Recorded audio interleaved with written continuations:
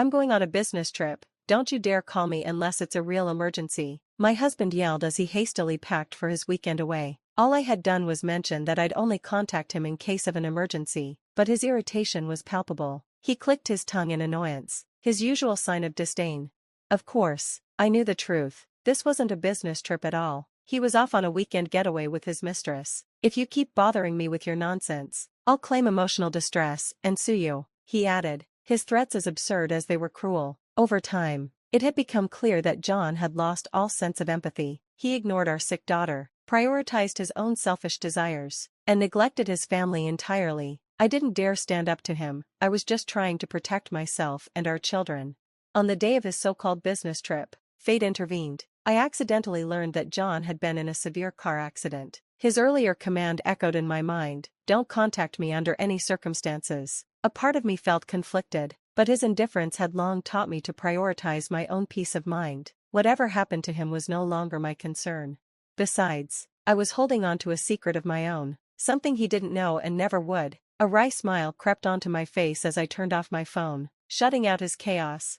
"My name is Mary. I'm 34 years old, a handmade artist working from home. Creating accessories and crafts has been my passion since childhood. I turned it into a hobby, then a side business after leaving my job to raise our two children, Ethan, an 8th grader, and Claire, a 6th grader. Once Claire started school, I had the chance to revive my craft, selling my creations online. John, my husband, is 2 years older than me. We first met in high school and reconnected at a reunion years later. He works in construction management, a field he entered inspired by his father's legacy. His father had spent decades at the same company, continuing even past retirement, and John idolized him for it. Unfortunately, that admiration translated into John putting his career above all else, including his family.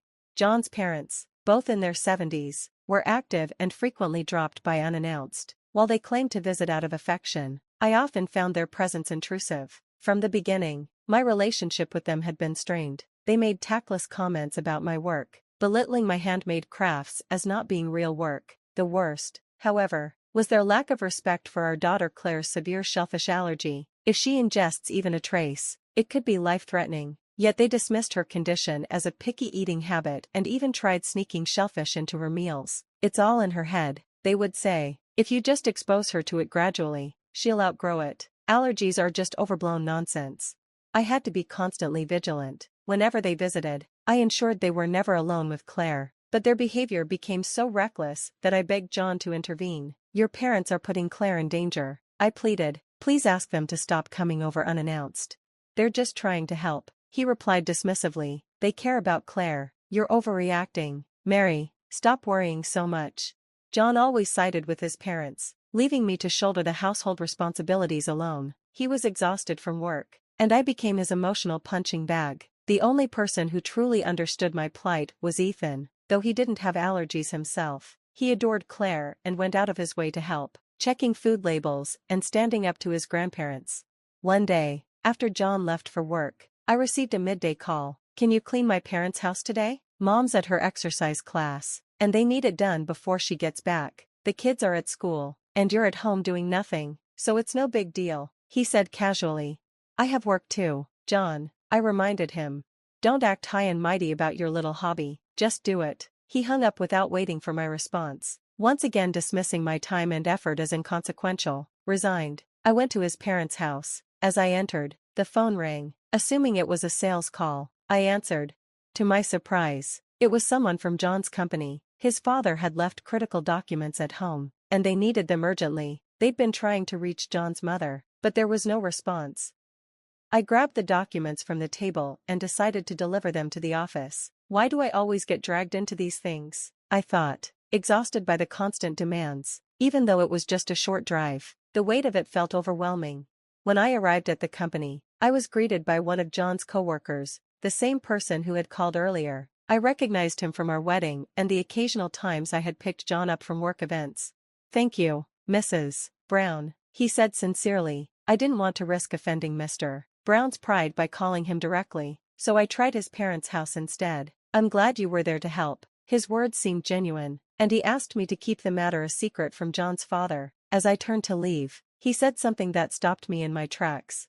"By the way, "How's your daughter doing?" John mentioned her allergy. He said he's been taking days off to care for her. I froze. My mind raced as I tried to process what he had just said. John hadn't taken a single day off for Claire, he had gone to work as usual. Thinking it was a misunderstanding, I pressed for details. It turned out John had been telling his coworkers that he was taking time off to care for our daughter. My head spun as I drove home, trying to make sense of it all. When I arrived, the kids were already asleep. Hoping to calm my nerves, I switched on the TV, but I couldn't focus. Late that night, John finally came home, his usual irritated demeanor in full force. "You didn't clean my parents' house today," he snapped. Mom called to complain. I had completely forgotten about returning to his parents' house after visiting his office. "I went to their house, but then I had to take something to your father's office," I explained. John's eyebrow twitched, and he scratched his head, a nervous habit of his. His reaction only made me more suspicious. "Who told you to go to the company?" he asked, his tone unusually sharp.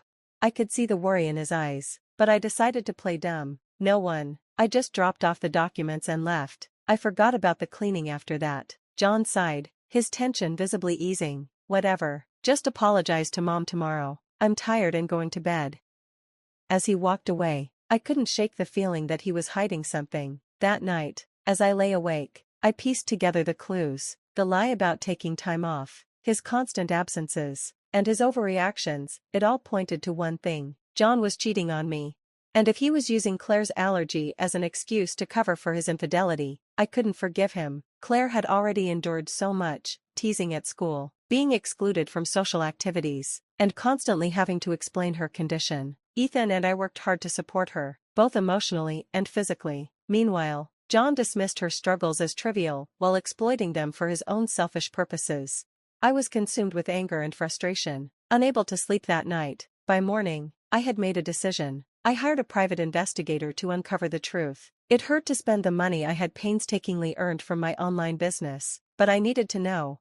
Each day, I anxiously awaited the investigator's report. A few weeks later, the results confirmed my worst fears. John was cheating. He was skipping work 2 to 3 times a week to meet his mistress, driving her around, and even spending nights at hotels with her. She was young, likely in her 20s, with long black hair and a confident, sharp look. She was stunning, beautiful enough to catch anyone's eye. Seeing the photos still left me speechless. Despite everything, it hurt to see the life we had built together crumble, but instead of sadness, I felt anger and disgust. Determined to move forward, I gathered more evidence with the investigator and consulted a lawyer to prepare for divorce. I started learning about alimony, child support, and custody. My thoughts were no longer on the past I shared with John, but on the future I would build for myself and my children. A few days later, John came home late again. "I have to work this weekend," he said nonchalantly. "The next job site is far away, so I'm going there for a preliminary survey. I'll be back on Sunday." I knew it was another lie. His coworker had told me weeks ago that John's role had shifted to an office-based position. Overnight trips were no longer part of his job. He was likely planning another weekend getaway with his mistress. "I see," I replied calmly, "but if anything happens while you're away, I'll call you immediately. Claire's been under the weather, and with your parents going on a trip, we don't have anyone else to rely on. Don't call me for anything trivial," he snapped, his irritation evident. "I'll be busy working." He stormed off to the bedroom, but his overreaction only fueled my suspicions. That night, I retrieved his credit card from its hiding spot, annoyed that he might be spending money on his mistress. Logging into the credit card company's website, I entered the password. John always used the same one. Logging into John's credit card account was surprisingly easy. As I scanned the charges, one stood out: a transaction at a luxury inn located in a secluded mountain area accessible only by car. My heart sank. I looked up the inn online, and it was exactly the kind of place John would try to pass off as a gift for his parents. But I knew better. His parents were vacationing at a seaside hotel, not a mountain retreat. John was clearly planning a getaway with his mistress, so eager to enjoy the trip that he had lashed out at me earlier to ensure nothing disrupted his plans. Disgusted by his behavior, I decided to take the next step toward freedom. I opened an apartment rental website and scheduled viewings for the weekend. By the time Saturday morning came, John was gone, leaving with an overnight bag and barely saying a word. Claire watched him leave from the breakfast table, and Ethan, still recovering from a cold, lounged on the couch. After tidying up, I got ready to leave. "I'll be back later. Take care of each other, Okay, I said. Where are you going, Mom? Claire asked. I'll tell you later, I replied, keeping my tone light. Ethan, keep an eye on Claire. Got it, he mumbled. I planned to tell them about the divorce after securing a new place for us. John's bond with the kids was weak at best. Ethan resented his father's dismissive attitude toward Claire's allergy, so I doubted they would be shocked by the news. With John's parents also out of town, it felt like the perfect opportunity to take action. I spent all of Saturday viewing apartments and, by evening, finally found one that met all my needs. It was too late to sign the contract, so I planned to return the next day. As I drove home, I wondered if John was enjoying his romantic getaway. The thought enraged me, but I reassured myself that I was making progress. The next morning, I left the kids at home again and went to finalize the apartment lease. The process went smoothly, and I signed the contract, paying the necessary fees. It felt like I'd been hemorrhaging money lately, on the investigator, the lawyer, and now this apartment, but I told myself it was an investment in a better future. Just as I was leaving the real estate office, my phone rang. It was Ethan. What's wrong, Ethan? I asked, hearing panic in his voice. Mom, it's Claire. She collapsed. We're on the way to the hospital in an ambulance. I could hear the wail of sirens in the background. My hands trembled as I clutched the phone. Ethan passed it to a paramedic, who explained that Claire was in anaphylactic shock. My mind reeled. How had this happened? I had been so careful with her meals, ensuring there were no allergens. Shaken, I rushed to my car. My hands were trembling so much that I struggled to start the engine. Realizing I needed help, I reluctantly called John. If he was checking out of the inn by now, he should have been reachable, but no matter how many times I tried, he didn't pick up. My frustration surged, but it also grounded me. Taking a deep breath, I drove straight to the hospital. When I arrived, Ethan was waiting outside the examination room. Is Claire okay? I asked, my voice quivering. The doctor approached, his expression calm. Mrs. Brown, your daughter is stable now. Her blood pressure dropped significantly, but we managed to stabilize her. She's resting peacefully. A wave of relief washed over me, and tears welled in my eyes. Thank you, I whispered, overcome by the close call. Your son acted quickly by calling for an ambulance, the doctor added. He's a remarkable young man. Ethan looked down, avoiding my gaze, but I couldn't have been prouder. As the doctor explained Claire's condition and the need for hospitalization, I left briefly to retrieve her insurance card. While sorting through the documents at home, I noticed John's card was still there. If he was on an overnight trip, shouldn't he have taken it? I didn't have time to dwell on it. After grabbing the card, I rushed back to the hospital, confirmed Claire's stable condition, and began the admission paperwork. As I filled out the forms, Ethan nudged my arm and pointed to the TV in the hospital lobby.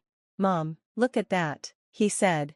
On the screen was breaking news about a single-car accident on a mountain road. The footage showed a vehicle that had crashed through a guardrail, its front mangled, but the rear, where the license plate was visible, relatively intact. Ethan and I recognized the car immediately. It was John's. The report mentioned that the two passengers had been taken to the hospital with non-life-threatening injuries. My stomach turned at the confirmation that he had been with another woman. Ethan didn't say anything further, but I wondered if he had already guessed I was planning to divorce his father. The shame of letting things spiral to this point weighed on me. Just then, my phone rang again. It was John. I hesitated, remembering his dismissive words from earlier. Don't call me for anything trivial. Now, desperate and likely scared, he was the one blowing up my phone. The irony was unbearable. After letting the call ring out, I silenced the phone. This isn't trivial, but it's not my problem anymore, I thought. I finished the paperwork and took Ethan home, where John's parents were waiting outside despite the late hour. I was already exhausted from the ordeal with Clara. Dealing with John's parents was the last thing I wanted. I left Ethan in the car and approached them. Mary, where have you been? This is an emergency. We've been trying to reach you. John's mother snapped. I had my phone off. I replied curtly. John's been in a car accident. He needed surgery and will be in the hospital for 2 weeks. He called us when you didn't answer, she continued, her voice rising with accusation. Oh, is that so? I said, feigning indifference. That's all you have to say? How can you be so calm when your husband is in such a serious condition? Do you even care about him? Their words ignited a simmering anger that I had been holding back for far too long. This was it. I was done. Clara was rushed to the hospital today in an ambulance. I began, my voice trembling but steady with resolve. She had a severe allergic reaction. and her life was at risk. I know you've heard this before, so don't pretend you don't know what I'm talking about. I pulled the evidence from my bag, the rice crackers that had nearly cost Clara her life, and held them out. Their expressions changed immediately, a clear sign of guilt. They scratched their heads nervously, a habit they shared with John whenever they were caught off guard. Ethan told me you came to our house today, claiming you were bringing back souvenirs from your trip. He said you showed him the usual rice crackers that Clara eats, but after Ethan left, Clara had a severe reaction in the living room. I gestured to the crackers. These aren't the usual kind. They're a limited edition flavor containing shrimp, but the box doesn't indicate that. Did you give Clara the shrimp crackers and then hide the evidence? John's mother stammered. We thought it would be fine. It's just in her head. I cut her off. I spoke to a lawyer. Intentionally giving someone an allergen when you know they're allergic could be considered assault. That's ridiculous. We were just thinking of you when we bought them. Thinking of me? My voice rose. You knowingly bought something dangerous and nearly killed my daughter. I'll never forgive you for this. Their protests fell on deaf ears as I unleashed the anger I had bottled up for so long. We came to tell you about John's accident, not argue. John's father interrupted, desperate to change the subject. I don't care about his accident, I said coldly. He was on a trip with his mistress. I handed them the evidence I had gathered from the private investigator. Their stunned silence confirmed they had no defense. I'm filing for divorce and suing all of you for damages, I concluded. At that moment, a police car pulled up. I had asked Ethan to call the authorities on our way home. The officers approached John's parents, requesting them to come in for questioning regarding potential assault charges. 2 weeks later, I received a call from the hospital where John was staying. The staff informed me that John had been demanding I visit. Reluctantly, I went, knowing it was the last loose end to tie up. You useless wife, you've ignored all my calls, John barked the moment I entered his room. I didn't answer because you told me not to call you for anything trivial. I figured you were busy, I said with a mocking smile. You took my credit card and insurance card, didn't you? Go to the front desk and pay my bill. I didn't bring your card. Maybe ask your parents for help. They're in jail because of you. The absurdity of his complaints made me laugh. I've already consulted a lawyer. You'll be hearing from them soon. Oh, and Ethan and Clara fully support the divorce. John's protests were cut short by the arrival of his mistress, Jessica, confident and unapologetic. She announced, John, I'll pay everything, alimony, child support, the hospital bills, if you divorce her and marry me. John, greedy and desperate, agreed, but before the ink could dry on their twisted arrangement, Jessica revealed her true identity, the granddaughter of a powerful crime boss. John's face turned ashen as men in black suits entered the room. Jessica smiled sweetly. Welcome to the family business, John. A month later, my divorce was finalized. Jessica paid every penny of John's debts. True to her word, John, now bound to Jessica and her dangerous world, had lost everything. As for me, I found peace with my children. Clara recovered fully, and Ethan grew into a strong, supportive young man. My handmade business flourished, and I promised myself that one day, I'd take my children on a well-deserved vacation to celebrate the new life we had built together.